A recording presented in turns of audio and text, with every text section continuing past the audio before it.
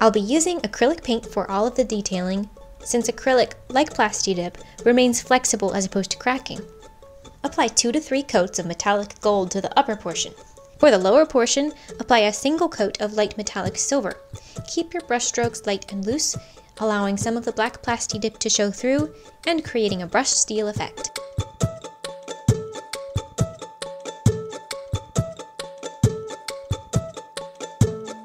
Once the base coat is thoroughly dry, you can begin the weathering stage. For this, I'm using black and burnt umber acrylic paints.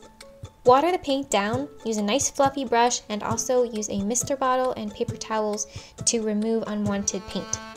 The goal is to work the paints into all the areas that would naturally accumulate dirt and have shadows. Continue adding layers of these watered down paints until you have a nicely weathered, dirty, grimy looking piece that no longer looks like foam.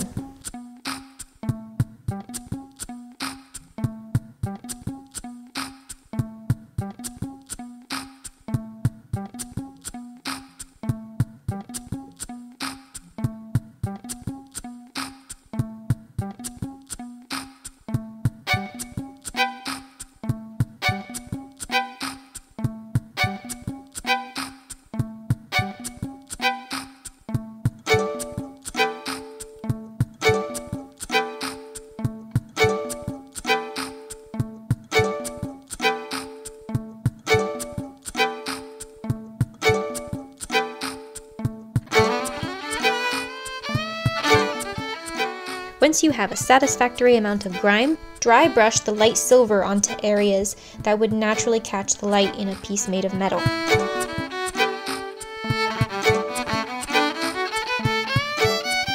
Using a fine brush, add undiluted black to any areas that would naturally be shadowed and to any gash marks. You want to emphasize these areas to add dimension and increase the illusion that this is made of weathered metal.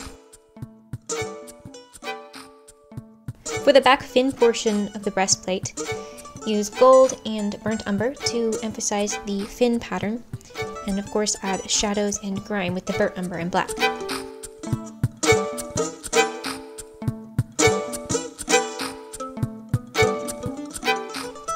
The final step is to add the brightest highlights using pure white. Don't overdo it at this stage, just use a very fine brush and pick out a few areas that would naturally catch the light the most. Follow the same process for painting the centerpiece for this breastplate. Additionally, add a crosshatch pattern with gold and silver to make this piece a little more interesting and decorative. And then still go in and add a few bright white highlights at the end. Once the pieces are thoroughly dry, add 2 to 3 coats of Pledge floor wax. This will seal the pieces, protect your paint job, and give it a nice glossy finish. I will demonstrate the sealing process for you later on in the video with the front of skirt pieces. Also note that the other pieces for the skirt will be painted using the same techniques as demonstrated for the breastplate. To create the fish scale skirt, begin by tracing your scale pattern onto your material of choice. I used a Contact brand non-adhesive shelf liner, which has a nice pattern already imprinted into it. Now, I found this browsing at Home Depot, but you could use 2mm craft foam if that's all that you have available. There's no need to be perfectly precise when tracing and cutting these, because it is an organic subject matter and because we will be adding distressing later on anyways.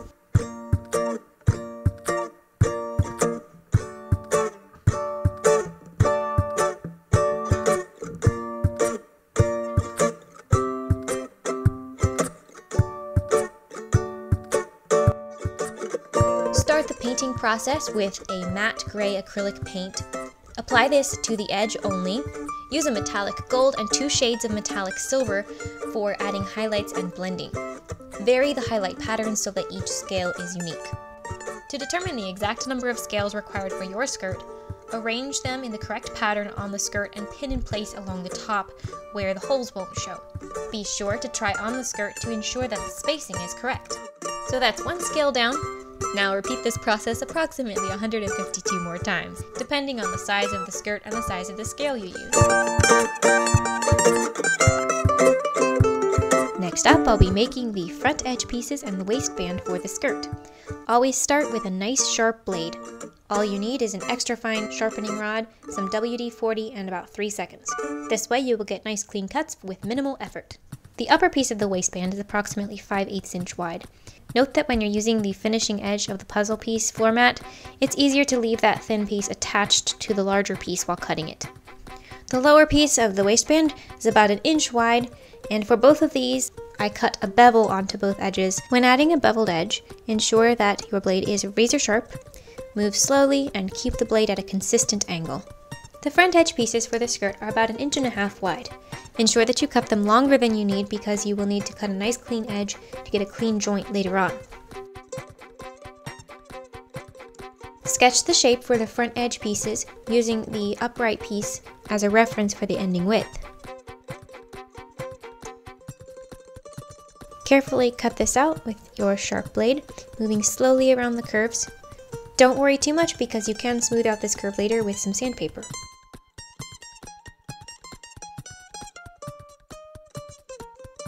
Obtain the mirrored piece by tracing it right sides together onto the foam and cut out the second piece.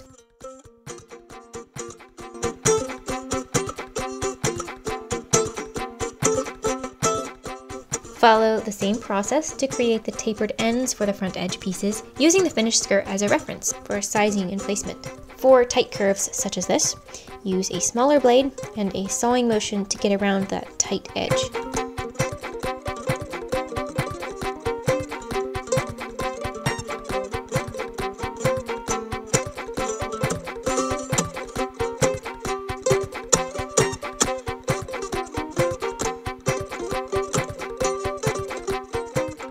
To create the tapered piece for the other side of the front edge piece, place the first one right sides together on another piece of foam, and you will end up with a mirrored image for the left and right front edge pieces. Round and smooth the edges of all your front edge and waistband pieces using sandpaper. Begin with 100 grit to remove the most material, 220 will smooth things out pretty well, and then 400 grit is the finishing touch. Sanding sticks are a useful tool at this stage, so check out Evil Ted Smith's video linked below for some tips on making these.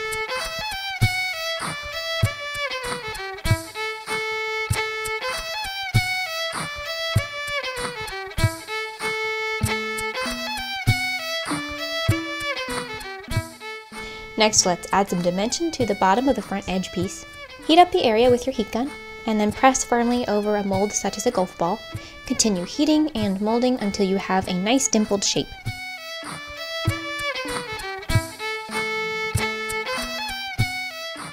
Also do a quick pass with your heat gun over all of the sanded edges. This will seal and burn off any sanding burrs.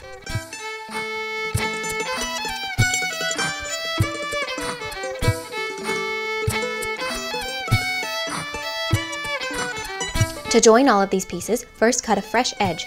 Apply contact adhesive to each piece, allow it to dry, and then press the pieces firmly together.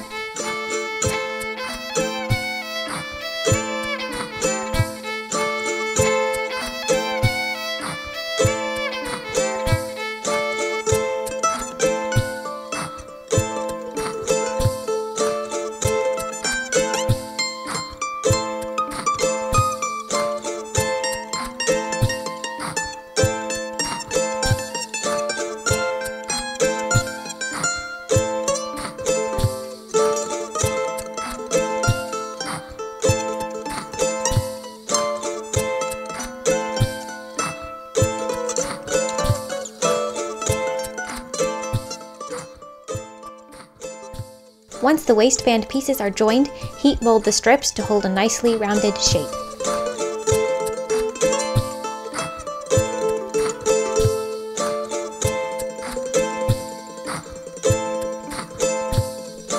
From 2mm craft foam, cut a strip that's 3/4 of an inch wide, 5 strips that are 1/4 inch, 4 strips that are 3/8 inch, and 1 that is 1/8 inch.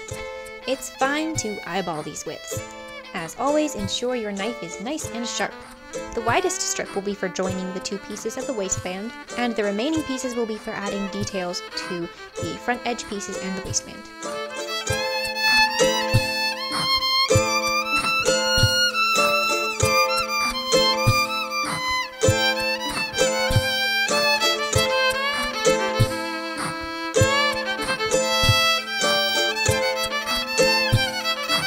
hot glue to the back of the waistband pieces and join them with the 3/4 inch strip. Leave a gap between the two pieces for added detail. Reinforce any seams with hot glue as needed, and also add some hot glue into that gap to ensure that it stays properly adhered.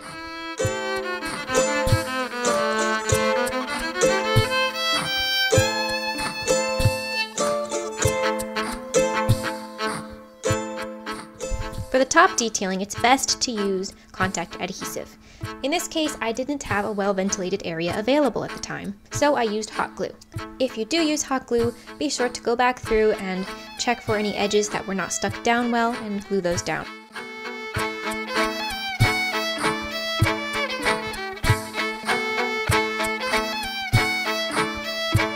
Glue 1/4 inch strips to the sides of the front edge pieces, leaving a lip to disguise the textured back edge of the floor mat. Fill in behind this lip with some hot glue to ensure that it is secure. Add additional strips as needed, ensuring that the seams are stuck down well, and trim to fit.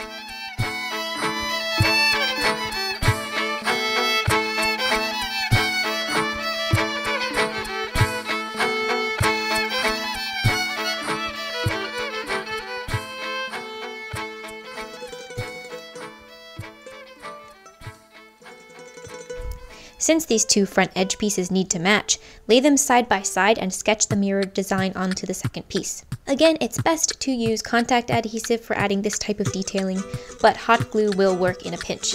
Leave the strips long at the end and then trim to fit later. Narrow strips of craft foam are excellent for detailing curves. Simply glue down, stretch, and smooth as you go to get a nice even curve. Always leave your strips long and trim them to fit exactly at the end. Check to be sure all of your edges are properly adhered, and use the hot tip of the glue gun to smooth any rough seams.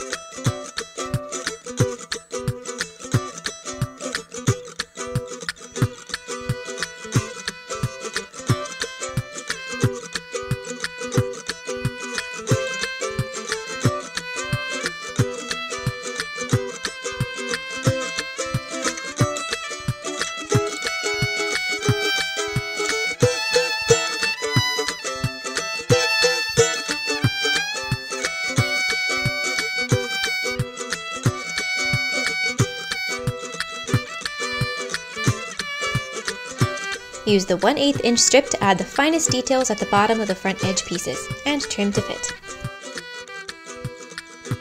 Use caulking to fill in any additional gaps. To make smoothing easier, mist with water as you go. Work the caulking into all the crevices and smooth everything out for a nice even finish. Keep in mind that you won't be able to sand the caulking smoother, so ensure that you get it smooth at this stage. I had a lot of gaps since I used hot glue instead of contact adhesive, so I spent some time working the caulking thoroughly into all the crevices and smoothing out by misting with water.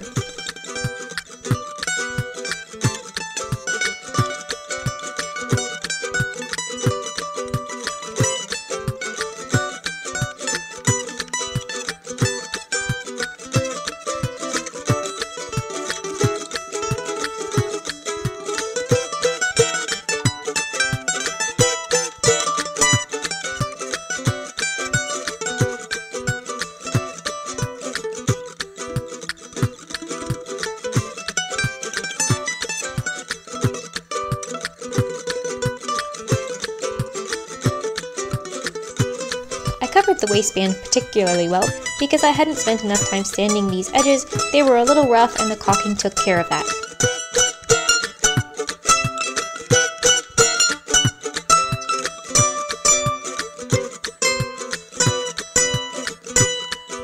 Once the caulking has dried thoroughly, it's time to beat the heck out of these pieces. The easiest way is with a Dremel. Smooth down any edges that would naturally be worn, and add gashes and cuts as desired. My goal was to make this look like it was in a knife fight, where somebody was particularly trying to damage the clothing.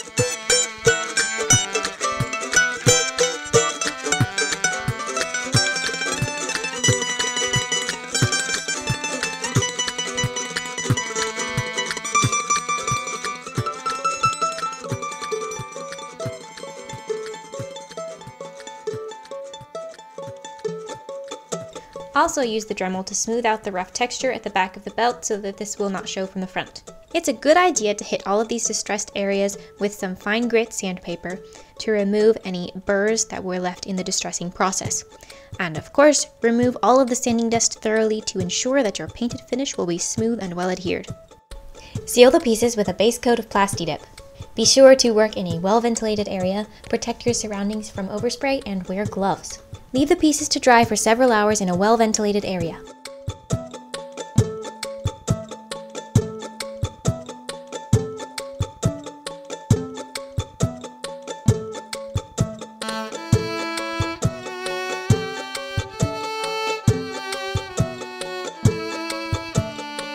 The front edge and waistband pieces have been painted using the same techniques as shown for the breastplate.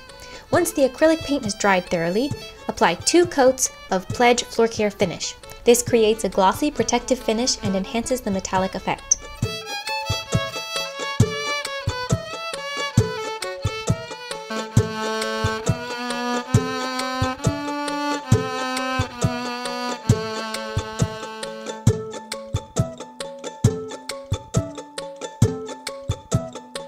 To attach the lining, coat the inside of the breastplate with contact adhesive. Also apply contact adhesive to the back side of the fabric, which will be used for lining. This fabric should be cut to the approximate size of the breastplate, but leave an overhang as you will trim to fit once it's glued on. It's best to do this in sections so you don't end up sticking the lining to itself by mistake. Working your way out from the center, adhere the lining to the breastplate. Smooth out any bumps as you go and add additional contact adhesive as needed. Trim the lining to end just inside the edge of the breastplate.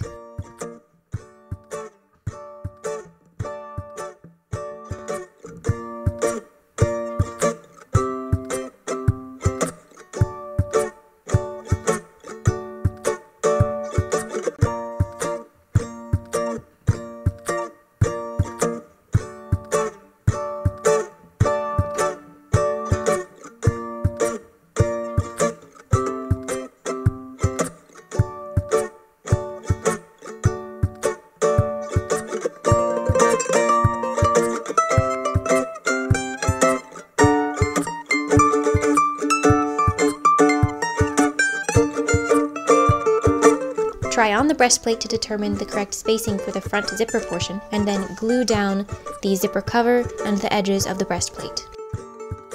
Trim and glue the remaining pieces to create neat interior seams.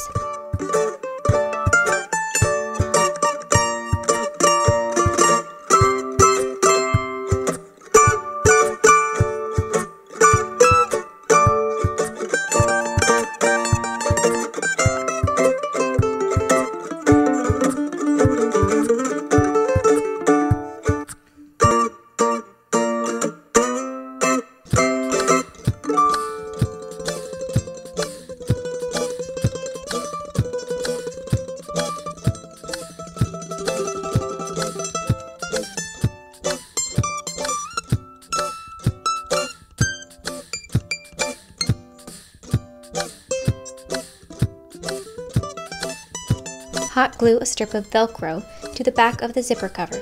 This will hold it in place while still allowing access to the zipper.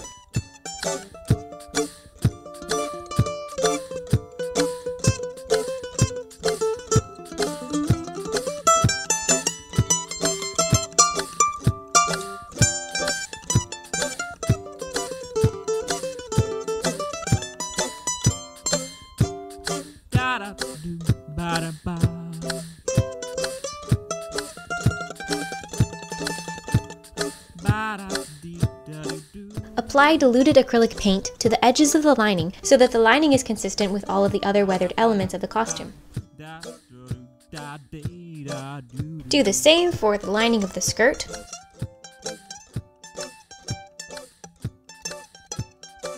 Try on the skirt to estimate the placement and size of the waistband, mark where it should end, and then trim to fit. Use hot glue to attach the waistband to the skirt. Also use hot glue to attach the front edge pieces. Keep in mind that this will go over top of the waistband, so ensure that the placement is correct before gluing in place.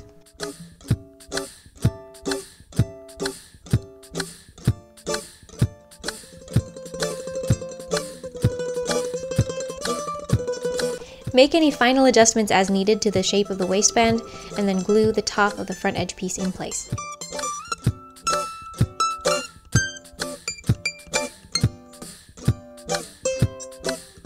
Use hot glue to fill in any cracks. Add a strip of industrial strength Velcro to help hold these pieces together. Add touch-ups as needed with acrylic paints to cover any visible glue. And add a final coat of sealer if necessary. You may also wish to add some additional shadows and weathering to better integrate the waistband and the front edge pieces with the scale skirt.